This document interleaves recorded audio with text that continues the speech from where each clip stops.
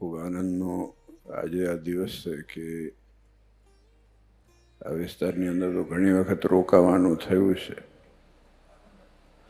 અને આ કેમ્પસની અંદર જ અમારા સજાનંદ ફેમિલીવાળા કહેતા હતા કે 6 વખત રોકાઈ ગયા છે, પણ એ વખતે કલ્પના નથી. મને હમણાં જ હું યાદ કરતો હતો કે ધર્મકિશોરદાસ સ્વામીના સ્મરણાર્થે લગભગ 15 વર્ષ થયા હશે, પહેલાં કથા કરી હતી.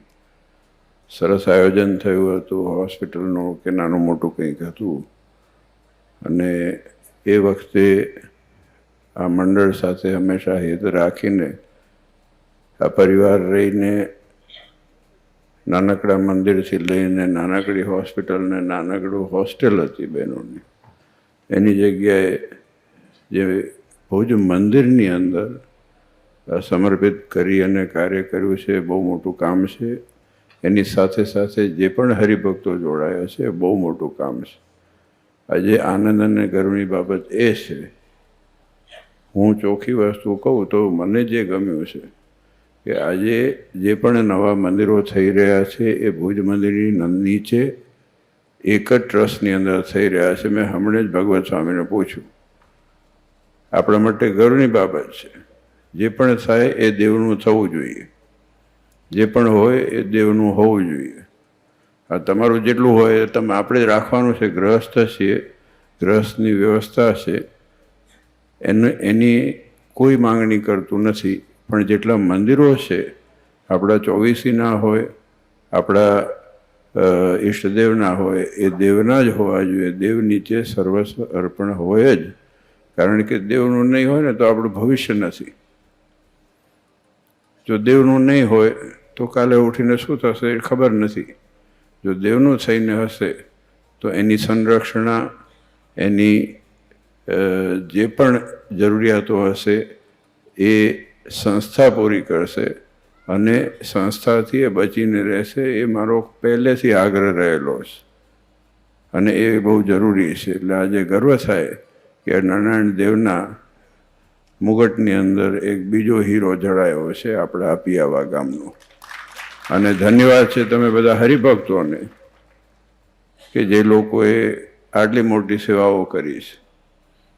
આ વિસ્તારના હરિભક્તો જે સેવાઓ કરી છે, બહારના હરિભક્તો જે સેવા કરી છે, ખાસ કરીને માંડવીના આજુબાજુના જેટલા હરિભક્તો છે જે સેવા કરી છે, ભાઈઓ બહેનો દીકરા દીકરીઓ, અનેક અનેક ધન્યવાદ છે. વળી હમણે જ કપિલ મુનિ સ્વામીએ વાત કરીને કે દીકરીઓ શિક્ષાપત્રી, આ વર્ષ શિક્ષાપત્રી જયંતિનો દ્વિશતાબ્દી જયંતિનો ઉત્સવ આવશે આપણે જાન્યુઆરીમાં, પહેલા મહિનામાં, આવતી સાલે, એટલે લગભગ 2 મહિના બાકી રહ્યા. તો આજે ગર્વ થાય કે દીકરી દીકરાઓ એ શિક્ષાપત્રીનું અધ્યયન કરે છે, મનન કરે છે, ચિંતન કરે છે. અને હમણે જ જેમ નારાયણ સ્વામી વાત કરીને આ બધા મંદિરો જે બનાવ્યા છે, મહારાજે મંદિરની આજ્ઞા કરી છે. મહારાજ કે અમે ઉપાસના રાખવાને અર્થે ત્યાગનો પક્ષ મોડો કરી ઉપાસના રાખવાને અર્થે અમે મંદિર કરીએ છીએ. તો જો મંદિર થાય છે, આ માંડવીની અંદર પહેલાં આપણું મોટું મંદિર, મેન મંદિર, જ્યાં વૃંદાવન વિહારી હરિકૃષ્ણ મહારાજ બિરાજમાન છે, એના પછી મને જ ખ્યાલ છે કે આજુબાજુના વિસ્તારોમાં એટલા નાના નાના મંદિરો હતા વાડી વિસ્તારોમાં. ધીરે ધીરે મોટા થતા આટલા સરસ મોકળાસવાળા મંદિરો થયા છે. અને એ હરિભક્તોની સગવડ માટે છે. બધાની ઈચ્છા થાય કે સવારે ઉઠીને ભગવાનના દર્શન થઈ જાય અને ક્યાંક છેટું જવું ન પડે. પણ છેટું જવામાં આપણે વૃંદાવન વિહારી હરિકૃષ્ણ મહારાજ ક્યારે પણ એના દર્શન ભૂલી ન જવાય, એનો આપણે ખાસ ખટકો રાખવો, કારણ કે એ આપણા મૂળ છે. આ બધી વસ્તુ આપણી સુવિધા છે. ભગવાન આ એ જ છે, એ જ છે, એ જ નારાયણ દેવ માંડવીમાં બિરાજમાન છે, એ જ નારાયણ દેવ ભુજમાં બિરાજમાન છે, એ જ નારાયણ દેવ અમદાવાદમાં બિરાજમાન છે, એ જ નારાયણ દેવ અહીંયા બિરાજમાન છે. પણ આજે જે પરંપરાગત જે આપણને મળ્યું છે, એટલે માંડવી તો આપણે મુકાય જ નહીં, નહીં ને નહીં. આનંદની વાત છે કે આજે આ તમે જે હરિભક્તોએ જે પણ સેવા કરી છે સંતોની પ્રેરણાથી અને ખાસ કરીને આ મંડળની પ્રેરણાથી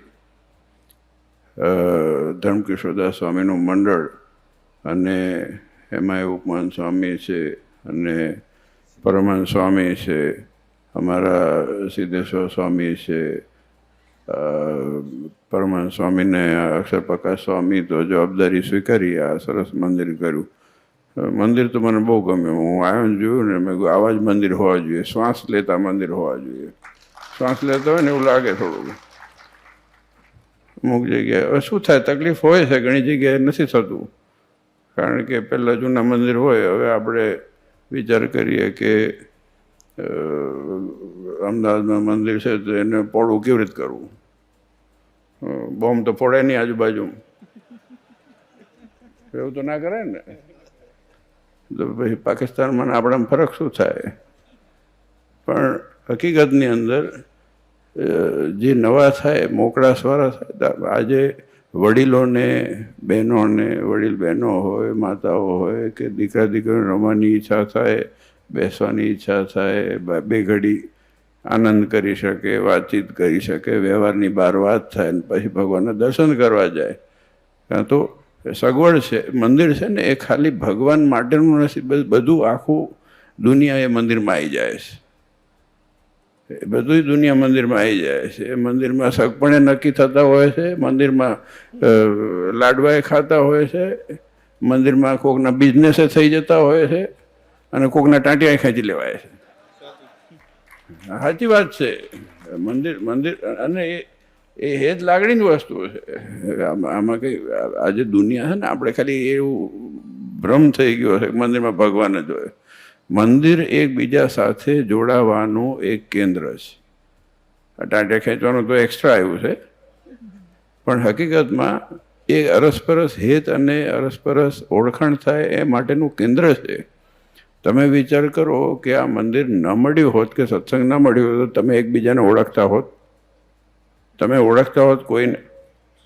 આ ભારપુરવાળો છે એ માધાપુરવાળા ના ઓળખતો, માધાપુરવાળો માંડવીવાળા ના ઓળખતો હોય, એ વાડાસરવાળા ના ઓળખતો હોય, રામપરવાળા ના ઓળખતો હોય, કે ગમે તે ગામ હોય, દહીસરાવાળો, ગમે ત્યાં. આજે મંદિર મળ્યું તો આપણે એકબીજાની ઓળખાણ થઈ. ભગવાનની ઓળખાણની સાથે સાથે ભગવાનના ભક્તની ઓળખાણ થવા માટે આ મંદિરો છે. અને એનાથી આપણો આ પરિવાર પલ્લવિત થાય છે, ઉગે છે. અને એ જ આનંદની વસ્તુ છે કે આવું સરસ મંદિર આ બંને સંતો હાથ ઉપર લઈને મહાન સ્વામીની આજ્ઞાથી અને આ વડીલ સંતોના ખૂબ પ્રેરણા અને માર્ગદર્શન નીચે રહીને અમારા વિશ્વપ્રકાશ સ્વામી બેઠા છે અને હસ્યા કરે બાજુમાં બેઠા બેઠા.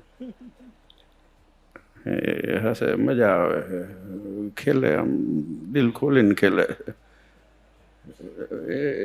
એ બહુ મોટી વસ્તુ છે. અમુક લોકોને ખેલવાનું બંધ થઈ જાય છે, કંઈક ઉપર બે ને એટલે ખેલવાનું બંધ થઈ જાય, પછી આમ કડક થઈ જાય, આમ બોલાય જ નહીં, કંઈ ટેન્શનમાં થઈ જાય. જો આપણે ભાગશાળી, જો આ ખેલે ને આ ઉપમાન સ્વામી ખેલે ને ઓલા ખેલે ને દેવચરણ સ્વામી ખેલે ને બધા ખેલે છે, કોઈ દુખિયારા દેખાય છે? એટલે ભગવાને કીધું દુખીઓ દેખી ન ખમાય દયાણી રે. ભગવાનને દુખિયા માણસ જોઈને બધા ટેન્શન થઈ જતું હતું. આપણે ભગવાનને ટેન્શન દેવાનું છે? માવજીભાઈ ખેલેરા જો ઓસ્ટ્રેલિયાથી આવ્યા છે, એ બચારા ફ્લાઇટમાં દુઃખી થઈને તો એ ખેલેરા. આજે વિચાર કરો કે આ સત્સંગ મળ્યો, એટલું સુખ છે ને, હકીકતમાં એટલું પ્રાપ્તિ થઈ છે કે આપણે કલ્પના કરી શકીએ એવા નથી.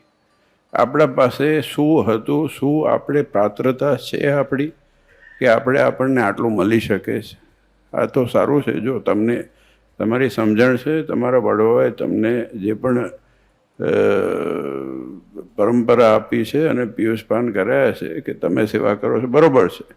પણ આપણે કલ્પના કરીએ કે આપણે 2 પેઢી કે 4 પેઢી પહેલાં શું આપણે એટલા સક્ષમ હતા કે આપણે આટલી સેવા કરી શકીએ? 2 ટંકના પૂરા થાય કે ન થાય એક પ્રશ્ન હતો. ત્યારે આજે ભગવાનને કૃપા કરી છે. આજે એવા પાત્ર આપણે નથી, હું કે તમે ગમે તે હોઈએ, આપણે કોઈ પાત્ર નથી. ભગવાનની કરુણા એટલી બધી છે કે આપણે આ સુખ મળ્યું છે અને એને માણીએ છે, એ મોટી વાત છે. પાછી માણતાય આવડવું જોઈએ. મેં એમને એમ નથી કીધું કે આ ખેલે છે બધા મજાથી આ સ્માઇલ આપતા હોય બધા, નહીં તો બિચારા આટલું બધું મળ્યા છતાંય દુઃખી રહે છે દુનિયામાં. અમે તો જોઈએ છે કોઈક વાર ભૂલથી ટીવી ખોલી લો ને તમે, આજકાલ યુટ્યુબ હોય કે ગમે તે, બધા ટેન્શનમાં જ બેઠા હોય, એકબીજાને ટાંટિયા જ ખેંચતા હોય. એ જગન થાય છે કે કોઈકનું મર્ડર થાય છે નક્કી નથી થતા, એવું હોય. પણ આપણે જો આપણે ભાગશાળી છે, આપણે કેટલું આનંદ છે. એવું સરસ મંદિર જડ્યું છે. આ બધા જેમ ઓલા શું કે મુકુટના મણકા હોય ને, એમ આપણા માંડવી મંદિરના આ ઝવેરાતો ચારે બાજુ ફેલાયેલી છે, આ બધા મંદિરો. અને એનાથી ભગવાન કેટલા રાજી થાય આ બધા હરિભક્તો ઉપર. અને આ વાડી વિસ્તારમાં હોય, આ બાજુ હોય કે આ બાજુ હોય, એ બધા વિસ્તારોની અંદર આપણે સુખિયા છીએ, કારણ કે વચ્ચે આપણા ભગવાન બિરાજમાન છે અને એને ક્યારે પણ આપણે ભૂલવા નહીં. અને કંઈ છેટું છે નહીં. ભલે હમણાં સ્વામી કંઈક કહેતા હતા કે છેટું પડે કે તો ક્યારેક જો ખબર નહીં, મેં શું હરખું સંભળાયું નહીં, પેરામણી હાલતી હતી એટલે. પણ હું તો પીવાથી હાલીને ગયો હતો એક વખત, મને ખબર છે. અહીં રોકાયો હતો તારે આપણા માંડવી મંદિર, ખાલી મૂડ થયો સવારે, ચાલો ચાલીને જઈએ. મેં શું વાંધો, આનંદ છે ને. આજે ભગવાનના દર્શન કરવા જઈએ કે એટલું તો છેટું છે નહીં. અને આપણે તો ભાગશાળી છે કે આપણને આટલા બધા મંદિરો, આવો સત્સંગ, આવા સંતો, આવા હરિભક્તો, આવા શાસ્ત્રો, આ બધી વાતો મળી છે. એટલે હંમેશા એમાં રહી અને સત્સંગ કરતા રહીએ. ઘણો સમય થઈ ગયો છે, અમારે પૂગવાનું હોય, અમદાવાદ પૂગવું હોય.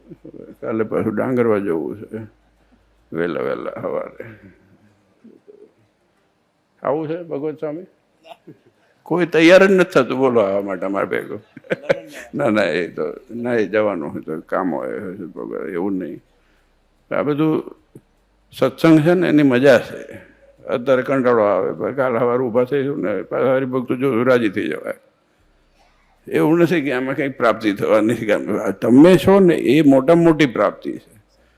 તમારું મોઢું જોઈએ ને એમાં જ સુખ આવી જાય છે. કારણ કે આપણને એમ થાય કે તમે કેટલું બધું આજે ત્યાગ કરી અને કેટલી બધી પોતાની જાતને સમર્પિત કરી અને આટલું કાર્ય કરો છો, એ જોઈને થાક ઉતરે. નહીં તો મેં હમણાં જ કહેતા હતા, મેં ઓલા યજ્ઞમાં ગયા, મેં શરીરનું તો કામ કરે ને, કેળો તો ભાંગવાની છે જ.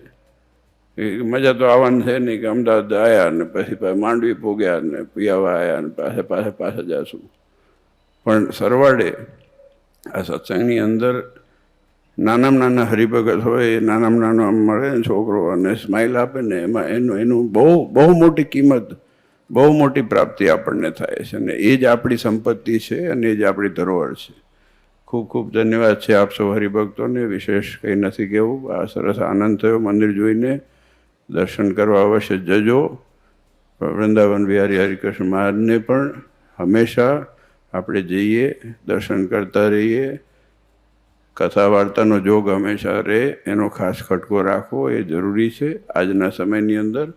અને ખાસ જે પ્રમાણે આપણને મળેલી પરંપરા, આપણને મળેલા સિદ્ધાંતો, એમાં વળગીને રહીએ અને દેવના થઈને રહીએ, એ જ ખાસ જરૂરી છે. બસ આપ સૌનું ભગવાન ખૂબ મંગળ કરે. ભાઈઓ, બહેનો, દીકરા, દીકરીઓ, સાંખ્યોગી બહેનો, કર્મયોગી બહેનો, જે પણ હોય, આપ સૌનું જેને સેવાઓ કરી છે, અહીંયા આવ્યા છે, બધાનું મહારાજ મંગળ કરે. નારાયણ દેવના ચરણોમાં પ્રાર્થના. જય સ્વામિનારાયણ.